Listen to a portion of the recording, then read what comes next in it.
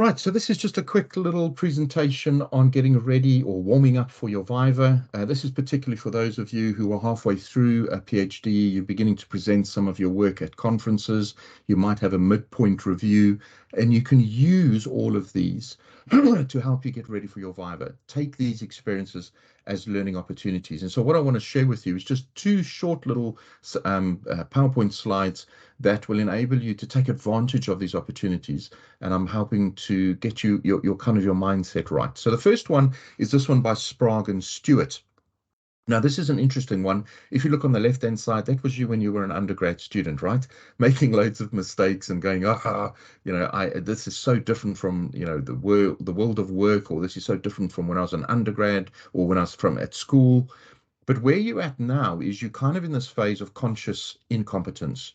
You're doing a PhD, you got accepted on a PhD. So you clearly are conscious and consciously competent in a number of areas. But the depth that is required at a PhD are some of the skills that you're still learning. And this comes across when you present. Your supervisor's making you aware, and you're constantly learning as you're going through this process. Now, what's really good when you present at, for example, an academic conference, is you often get questions thrown back at you by the audience. And there's two ways in which these questions need to be interpreted. Are they picking up on things where you have dropped the ball? You haven't crossed a T, you haven't dotted an I. They're picking up on something vague, something general, inaccurate, and so on. That's clearly they are still making you aware of conscious incompetence. These are bits that you still need to work on, you need to improve. But in other places, what is being asked is coming from that person's theoretical perspective or their particular paradigm. And at that point in time, you are defending your theoretical position and you're defending your paradigm. You're not trying to be forced into their way of thinking, you're defending your way of thinking. And understanding the difference between these two is quite tricky. When you're done, when you pass your PhD and you become a doctor, you become an expert in a particular body of knowledge, a discipline, a mode of learning, and you are in that process of becoming that conscious competence. So learn where you still need to fix things, but learn where you need to defend things. And what you are beginning to learn is who you are and how you're doing things. So one way in which you can do this, and there's many ways in which you can shape your discourse, your defense. I like this one by Bridges.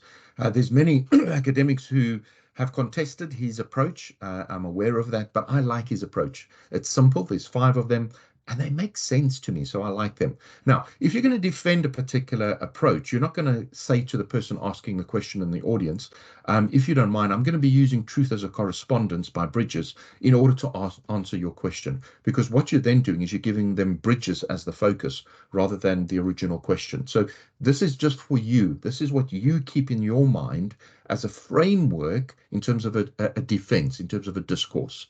So truth is correspondence. This is where you know that your particular view is attached to something which is fact.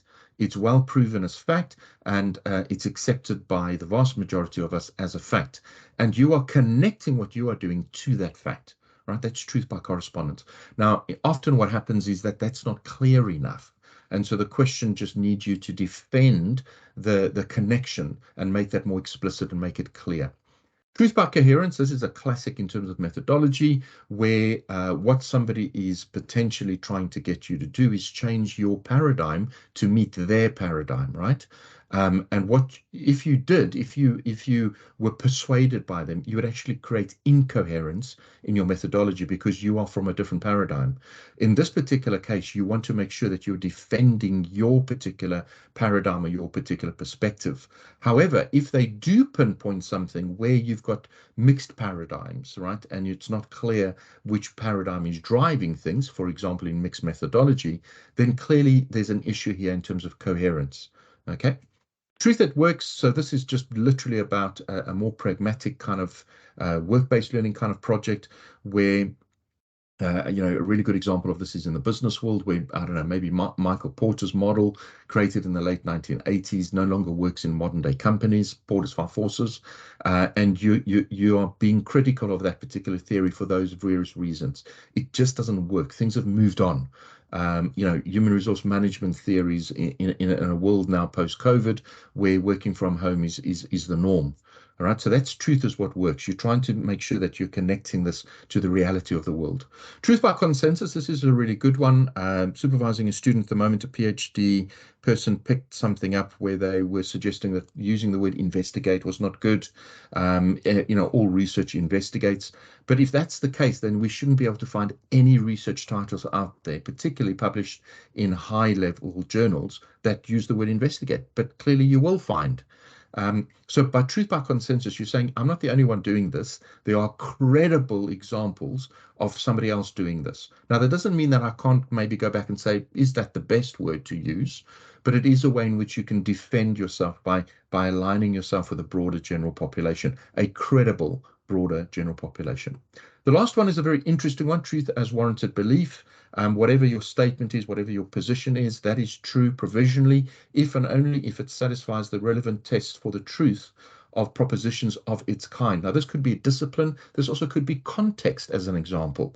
So, for example, in generational studies within the West, the whole Gen X boomers, Gen Y, these kind of things do kind of meet the tests within these particular constraints or variables, but move it to a rural community, move it to more collective kind of communities, particularly Asia or Africa, and the generational things are not as distinct as what they would be in the West.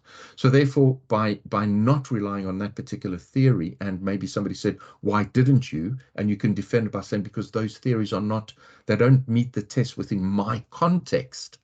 You are able then to defend something in that way. So think about context and how that could be used in a way in terms of warranted belief. So I hope that's a little bit, it's very short, but hopefully a little bit helpful, just to say, you don't need to go into these kind of things like conferences and mid-reviews and just, well, I'll handle the questions as they get thrown at me. You can do a little bit of prep in terms of your mindset beforehand so that you can kind of be a little bit more prepared in the way in which you're going to defend things, if defending is needed, or taking on board where you need to improve because there's a conscious incompetence that's being revealed for you.